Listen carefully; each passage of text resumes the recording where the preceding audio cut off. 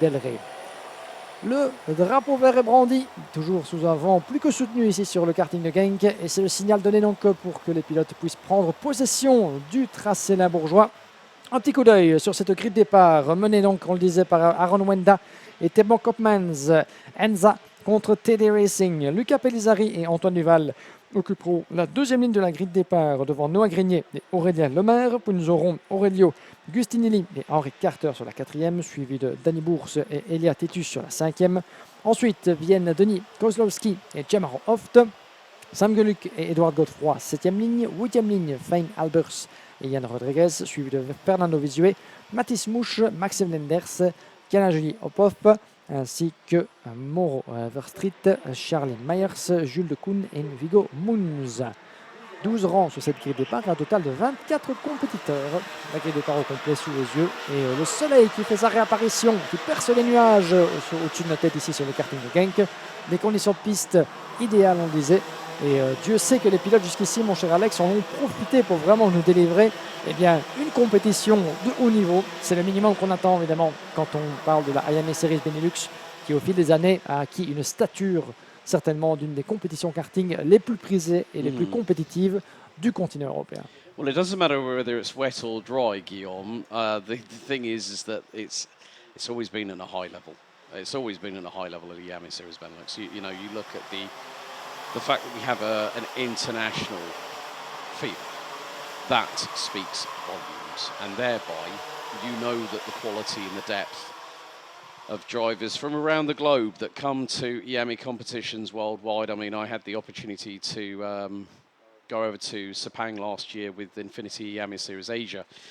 Shout out to Daniel Ling and his team. And it was great to see the amount of drivers, you know, that were from Central Europe, from continental Europe, that had roots like, say, Austria, Germany, and the sons or the daughters having those respective nationalities, so Singaporean, et al. It just really provides a great platform. And obviously with the IAME Warriors final late October, early November, is going to be one of those big, colourful displays of karting. But we now go out of the final corner. Tram lines are ready to receive the drivers as once again it is revs up, lights on. We are underway here in heat number 2, and it's a scramble towards turn 1 once again. But Adam Vida leads the way. Antoine Duval trying to keep himself right on the rear of the Henze Racing Team drivers as 2x2 Noah's Ark style coming out of turn 3. And Duval getting a little bit of a fright from Temo Koopmans, who was in second position on the outside of the front row. But Antoine Duval is going hunting, and he's going after the driver in front, the man from the Netherlands for the fairly new outfit, Henze Racing, based out of Oud-Beijerland, not too far outside of Rotterdam in the Netherlands. They have assigned quite a few good drivers that have been part of other marques or brands that have been part of that location. Of course, aligned with MP Motorsport, but Antoine Duval dives through at the final corner on the opening exchanges here in lap number 1, but it's side by side, and Temo Koopmans could also have the run. Vida gets through, Koopmans through, Duval down to third.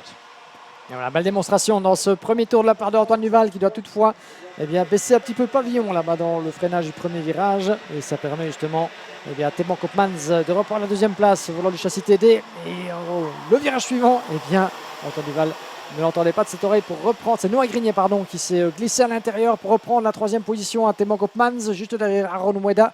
Ça commence à bouger un peu à tous les étages, alors que nous ne faisons que débuter dans cette épreuve. On le disait, le karting de Genk a aussi cette spécificité dans son layout, dans son tracé, d'offrir quantité d'opportunités de dépassement, ce dont les pilotes profitent allègrement depuis l'entame de cette journée. Comme ici, dans le virage numéro 11, le numéro 8 qui se ferait un chemin. Il y a Stitus sur Aurelio Gustinelli pour la 8e place. Un tour de nouveau de boucler sous le commandement d'Aaron Wenda. On va voir s'il va pouvoir conserver cet avantage à l'approche du freinage suivant. Et Antoine Duval qui plonge à sa corde et qui passe devant. Changement de leader. Duval, le numéro 123, de retour en tête de l'épreuve. Wenda, deuxième. Koopmans, toujours 3. Noah Grignier qui se maintient dans son sillage en 4e position. Nous avons Henri Carter, Aurélien Lemaire, Danny Bourse, et Titus, Aurelio Gustinelli et Sam Geluck. Votre top 10 pour l'instant dans cette catégorie junior, avec après les escarmouches du premier tour. Keep your eyes on Grenier, though. Grenier Absolument. is closing in on Temo Koopmans. Now, Grenier was the X30 mini champion last year. Did a really, really good job. Of course, the apple doesn't fall far from the tree in that family either, as we all know. But again, Noah Grenier going from mini champion last year comes flying straight out of the blocks here in X30 Junior. Yes, he might be a rookie, but he's gathered that pace so quickly. People would say it's a steep learning curve going from mini to junior. Well, actually, the step's not that far. It's when you go from junior to senior X30, that's the biggest jump of all. And Grenier has taken to this class like a duck to water. Mais en effet, effectivement, c'est le minimum qu'on espère de la part d'un pilote aussi talentueux et rapide que Noah Grenier, qui est occupé à nous faire une belle démonstration dans cette épreuve depuis la 4e place dans le virage numéro 5. La première des 2 épingles à une droite de l'Europaland, toujours propice à pas mal de dépassements. Ça ne bronche pas au freinage de la chicane, le droit et le gauche. Cette chicane parmi les virages les plus célèbres et les plus connus du karting de Genk, où il est facile de forcément mettre 2 roues sur le bas-côté et de perdre pas mal de temps. On a vu au fil des années pas mal de pilotes aller aussi jouer un petit peu avec les bordures. We've also seen a few drivers go off at turn 11 as well over the years, especially when the weather comes down and everyone's on slick tyres. But it's again where we are now seeing, at this halfway point of the season, the drivers are really, really having to focus hard. But there goes Timo Koopmans up the inside of Adam Vida through into T1. That is a change for second position. But keep your eyes on Grenier. Grenier is waiting. He's just planning in his head. Now, the thing is, people might say, oh, it's going to be easy for them to send it up the inside of turn 5. No, you're teeing up at least a lap, maybe 2 laps before that moment to go, right, okay, where can I gain time? Where am I losing time? How can I compensate for that? How can I put the driver under duress? And through we go, up into P3. Noah Grenier at turn 10 gets through on Henza Racing Team's Adam Vida. So Vida, who was leading, now finds himself in 4th position. And he's got Henry Carter, the Brit, who's come up from 8th position, now runs P5. Et effectivement, pas vraiment là pour la suite de course que Aaron Mueda avait sans doute envisagé dans son esprit avant de débuter. Le voilà 4e, le pilote du nouveau team Henza Racing Team. Au volant de ce châssis, il est nouveau venu sur la scène internationale. Aaron Mueda, 4e, qui va tenter de se refaire donc juste derrière Noah Grenier. Antoine Duval en tête, 2 dixièmes d'avance entre Duval et Timo Koopmans.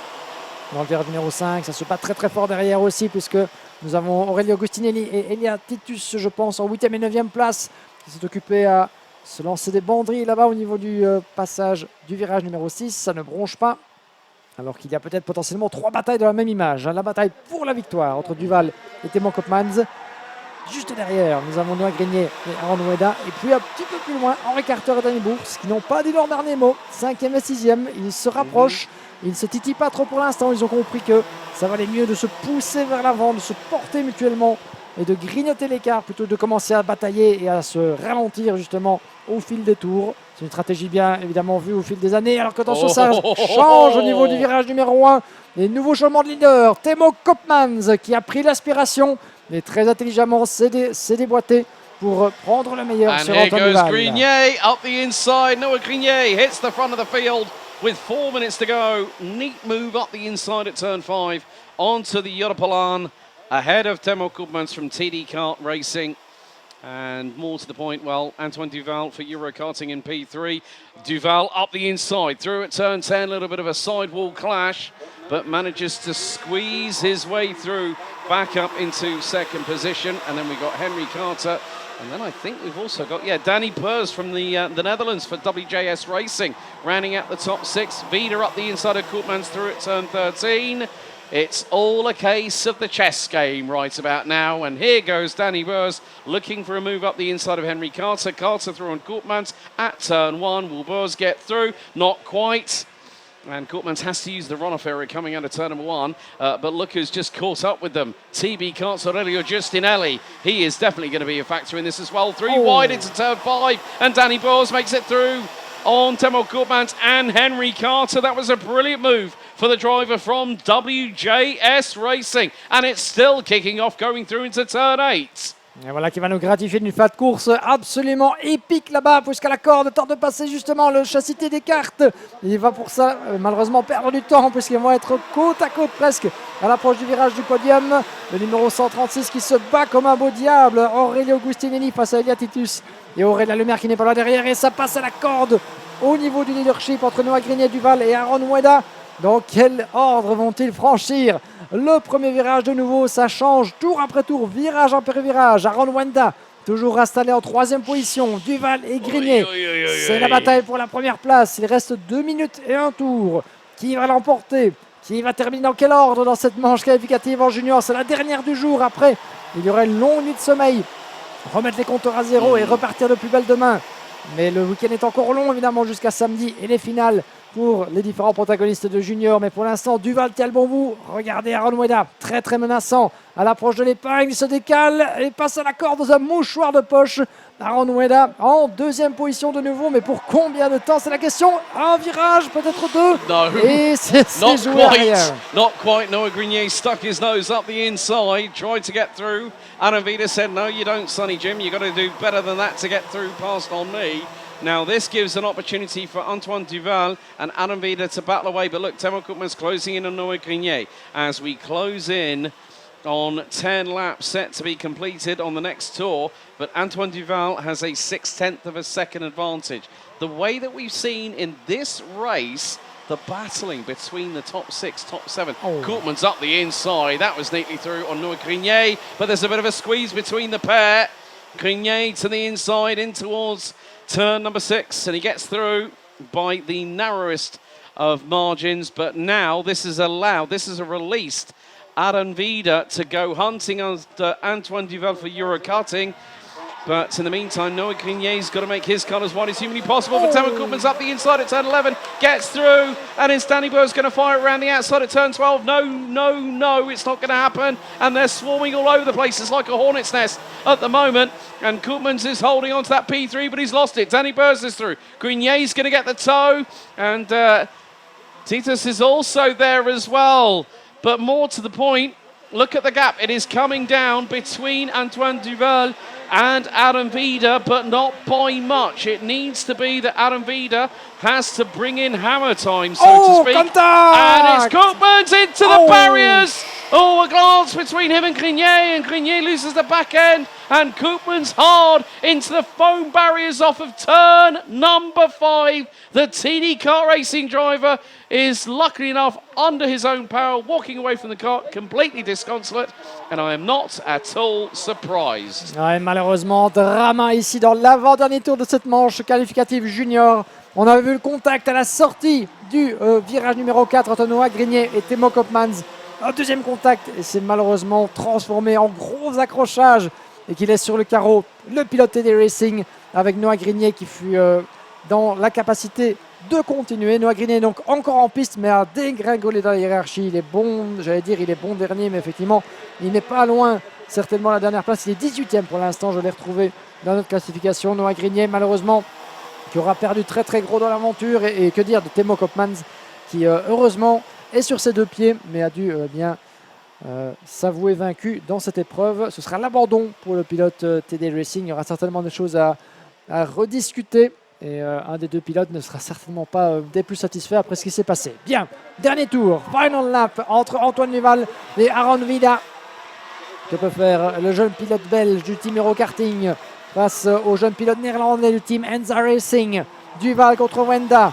Nous sommes dans les derniers instants. Le drapeau à damier qui va accueillir Antoine Duval, le vainqueur de sa première manche qualificative de la journée et du week-end sous le soleil de Genk. Aaron Weda qui doit s'avouer vaincu pour 3 petits dixièmes. Troisième position pour Danny Bourse au terme d'une manche qualificative sans dessus-dessous. Quel suspense, chers amis, quel suspense. Et c'est comme ça depuis l'entame de cet après-midi. Nous avons disputé 5 courses, il en restera 6 après ça.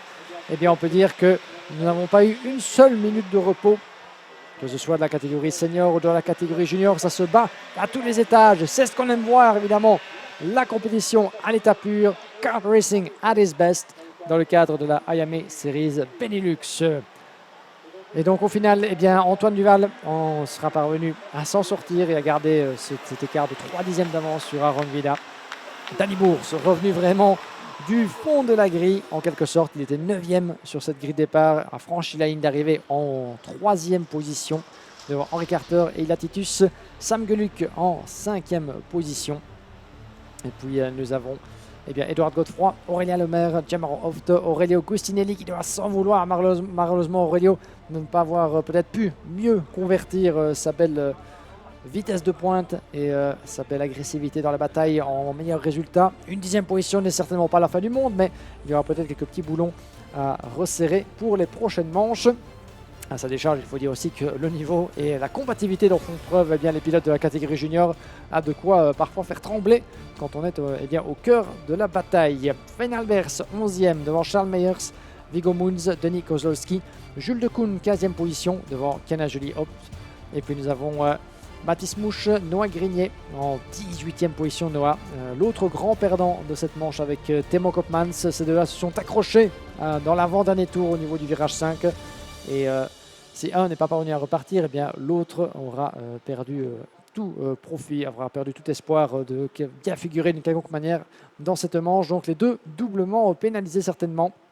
Et puis juste derrière Noah Grignet, nous avons Fernando Vizue, Mauro Verstreet, Luca Pellizzari, Maxime Lenders et également Yann Rodriguez en fond de classement. Le temps pour Timo Koopmans notamment d'être ramené à bon port du côté du parc fermé. Nous allons faire à nouveau une petite pause, chers amis.